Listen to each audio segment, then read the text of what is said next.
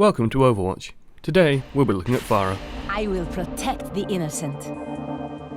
In this video, we'll examine her equipment, abilities, and the playstyle Pharah promotes. We'll compare her role as an offense class to other offense classes, and look at the niche uses of each. Afterwards, we'll take a look into what drives someone to strap on a jetpack and shoot rockets at people, other than sounding like a blast. Pun intended. Out of all characters, Pharah is the one that incorporates vertical movement the most. While most of our heroes have ways of traversing vertical obstacles, her and Winston are the only two that can launch high in the air, and only she and Mercy can actually stay up there. If you like how Pharah looks, be prepared to think in 3 dimensions. Let's take a look at her kit. Pharah's weapon is the rocket launcher. A staple weapon in most first-person shooters, it works how you'd expect. Rockets travel at moderate speed and detonate on impact. Unlike Team Fortress 2 Soldier, she reloads rockets in a pack, no individual loading it seems, which makes sense considering Overwatch lacks a dedicated secondary weapon for everyone to use. A final note, a lot of people, including myself, have spotted that Pharah's rockets seem to deal extra damage to shields. This will be vital to her role, but more on that later. Thanks to her awesome looking Raptora Mark IV suit, Pharah comes with jump jets. She can use these to rapidly gain height.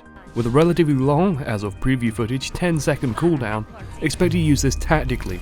No bouncing around left, right and centre unfortunately, leave that to Tracer.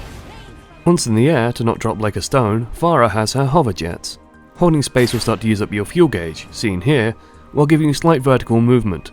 Like in most cases where there's a jetpack, tapping gives the best results for staying horizontal. In terms of speed, Pharah appears fairly slow in the air. This isn't Tribes, don't expect to be going fast in the sky. Next up is her concussive blast. This wrist-mounted rocket knocks enemies around and deals extra damage to shields and barriers. This can be immensely useful for clearing capture points or knocking a tank away from their team. Do keep in mind however that, like with all abilities that cause forced movement, you can knock people into safety or knock them into objectives. Finally we have Barrage, Pharah's ultimate. Barrage, or Barrage, fires a salvo of mini rockets that will tear apart targets and can rotate while doing so. Much like Reaper, this ability serves as a sweeper, an effective way of clearing out rooms and clusters of enemies. Activating it will cause you to float where you are, and being airborne gives you a better angle, but do keep in mind it also makes you a massive target. Speaking as a person who plays snipers, Pharah has a very nice shiny head. Use this in conjunction with allies running interference. With her kit out of the way, we'll take a brief pause to look at the offensive roles currently in the game. There'll be little links to the relevant videos if you wish to brush up on those, but let's do some contrast with Pharah.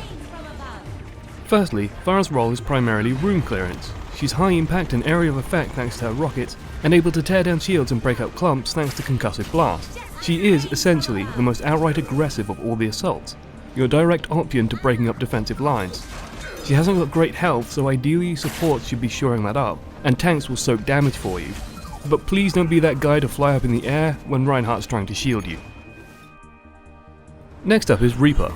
Reaper is similar to Pharah in that he has a sweeper role, clearing out rooms, but Reaper is oriented much more to flanking, with a slow teleport and close range high damage shotguns. The payoff to all this is the most dramatic ultimate in the game.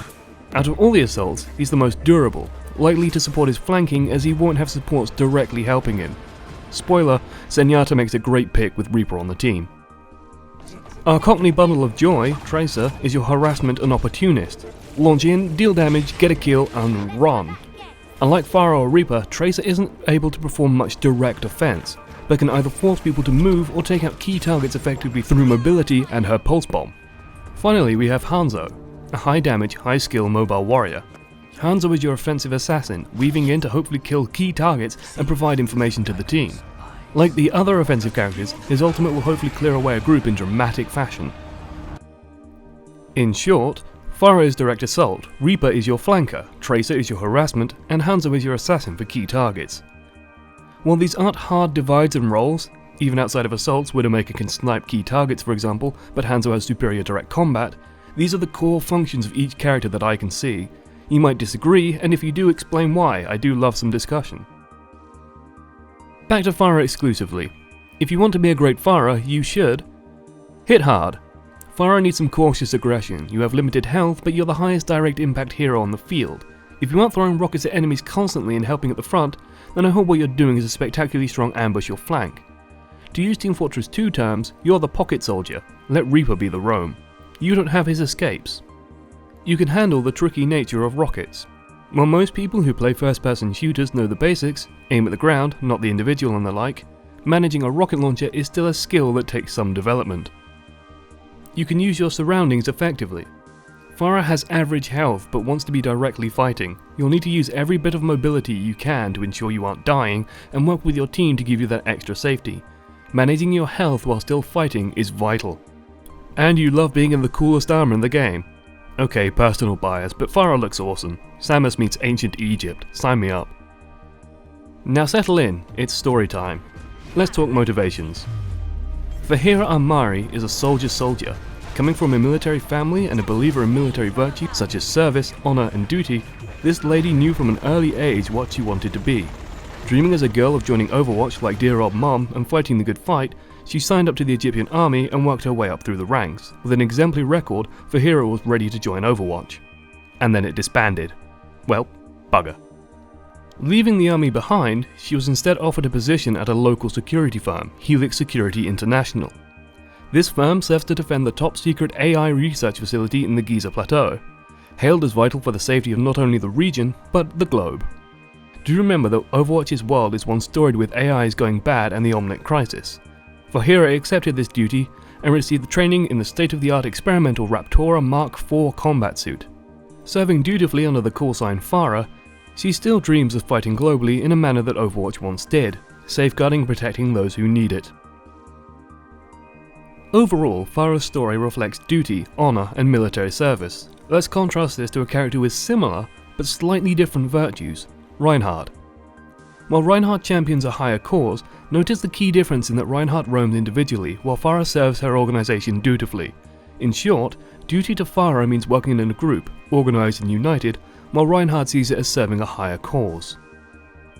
As the world changes and once again needs heroes to rise, Pharah might struggle with her military mindset. How she balances her important role at Helix Security with the reigniting flames of Overwatch could be an interesting point of drama for her character.